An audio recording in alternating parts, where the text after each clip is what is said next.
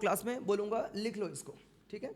सबसे पहले ईशान, जिसकी एज 16 ईयर्स है, was studying in an engineering college में ये पढ़ाई करता है। ऑन 1 जनवरी 2016 को he took a loan of rupees 2 lakh from Vishal for the repayment of his college fee, for the payment of his college fee and agreed to pay by 30 मई 2017। उसने 1 मार्च 16 को loan लिया और 30 मई 17 यानी 1 ईयर्स के बाद उसने बोला कि मैं ये पेमेंट आपको कर दूंगा। ईशान जो कि एक माइनर बॉय है जिसकी एज 16 ईयर्स है और उसने यह लोन लिया है। उसके बाद Ishaan possesses assets worth rupees 15 lakh. Ishaan के पास जो एसेट्स है, प्रॉपर्टी है, ये 15 लाख रुपए की प्रॉपर्टी उसके पास है अपनी, ठीक है। On due date Ishaan fails to pay back the loan to Vishal. Due date जब आया, ड्यू डेट कब था? 30 मई 2017 को इसका ड्यू डेट है। इस डेट पे आकर के ईशान ये 15 लाख रुपए का पेमेंट करने में, रीपेमेंट लौटाने में, रिटर्न करने में फेल हो गया। Vishal now wants to recover the loan from Ishaan out of his assets. और विशाल अभी चाहता है कि मैं इसके एसेट्स से, मैंने तो लोन उसको सिर्फ दे रखा है 2 लाख रुपीज का और उसके पास एसेट्स अवेलेबल है 15 लाख रुपीज का, तो मैं इसके एसेट्स से अपने मनी को रियलाइज कर लूँ। फिर आपको बोला है decide whether Vishal would succeed referring to the provision of Indian Contract Act 1872। तो आपको बताना है 1872 का, इंडियन कॉन्ट्रैक्ट एक्ट 1872 के प्रोविजंस को फॉलो करते हुए क्या विशाल ईशान से ये रुपया ले पाएगा, ये आपको बताना है।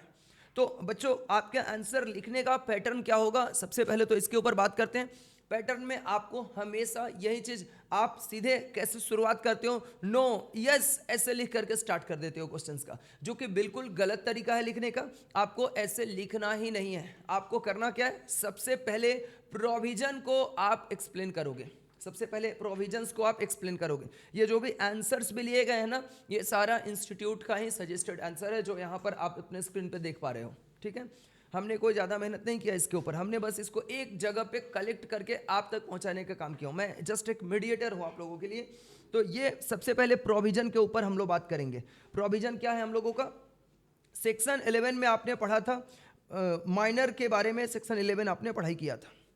एज पर सेक्शन 11 आप जब पार्ट्स करके टुकड़ों में पढ़ाई करोगे ना, छोटे छोटे टारगेट्स सेट करोगे, तो इवन देखोगे at the before the exams time, जब एग्जाम्स का आपका आएगा उस टाइम तक बहुत सारे सेक्शंस आपको याद हो गए रहेंगे, ऐसा भी हो जाएगा। तो सबसे पहले सेक्शन 11 के according to section 11 of the Indian Contract Act 1872, और अगर मान लो किसी बच्चे को एग्जाम्स हॉल में बैठ करके सेक्शन नंबर 11 याद नहीं आ रहा है तो क्या लिखेगा, as per provision of the Indian Contract Act 1872, वो ऐसे लिखना स्टार्ट करेगा। क्लियर है? Every person is competent to contract.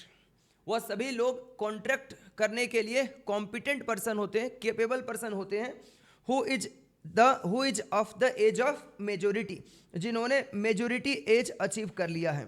अब जब ये रिविजन्स चल रहा है ना, तो जो आप लोगों ने अपना रेगुलर स्टडी मैट को पढ़ाई किया है, रेगुलर स्टडी मैट जो है जिसको लेकर के आप क्लास करने के लिए आते हो, उसके प्रोविजंस को जाकर के जिस टॉपिक पे ये केस स्टडीज बेस्ड क्वेश्चंस मैं करा रहा हूँ, उस टॉपिक को पहले जाके घर में रीड मारोगे, फिर उसके बाद क्वेश्चन आंसर करोगे और फिर इसको लिखोगे।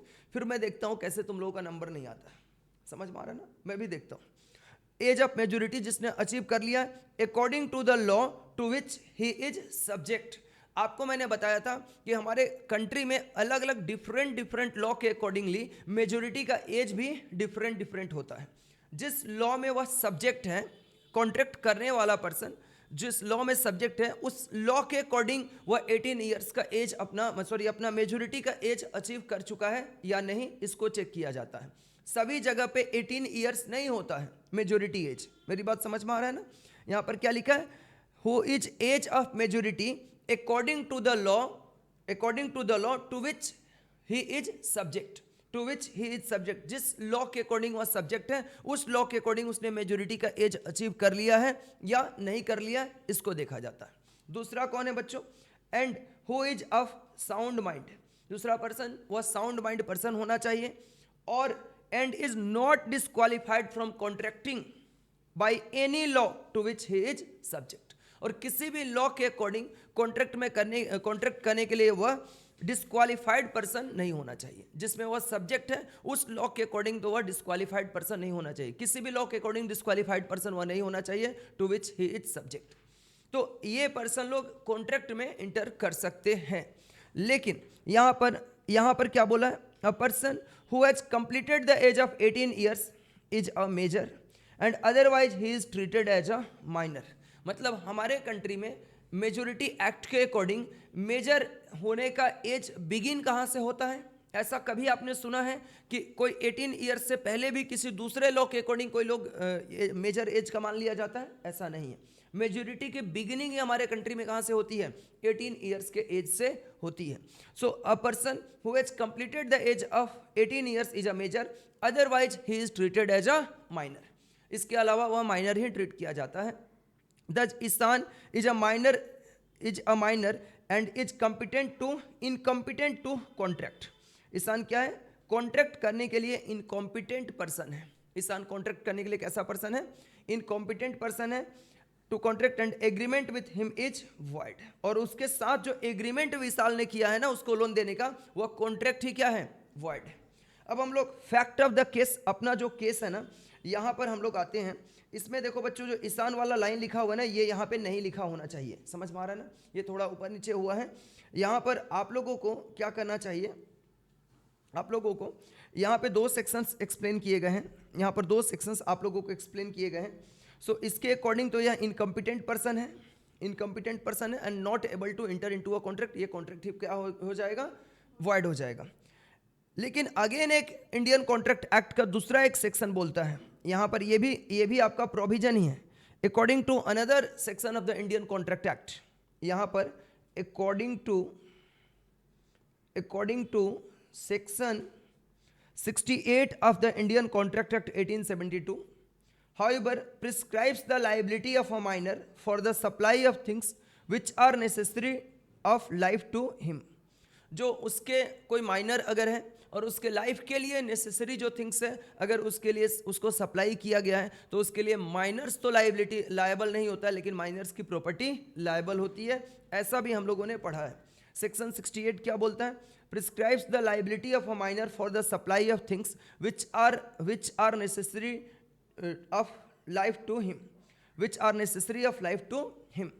It says that thus minor is not personally liable to pay the price of necessary supplied to him. Minor को जो नेसेसरी सप्लाई किए गए हैं उसके लिए माइनर्स लायबल नहीं होता है, और मनी जो लेंड किया गया उसके लिए भी माइनर्स लायबल नहीं होता है।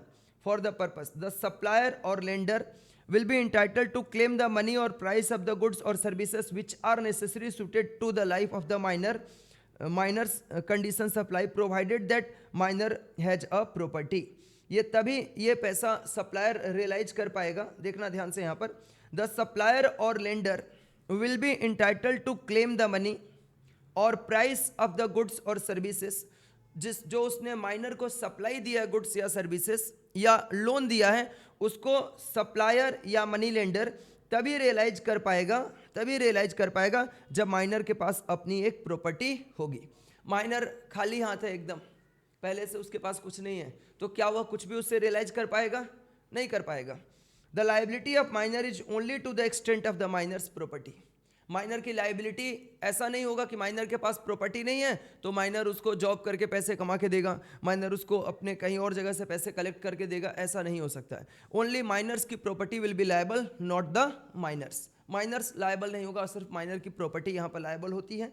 Thus, according to the above provision, Vishal will be entitled to recover the amount of loan given to Isan for payment of the college fee from the property of the minors.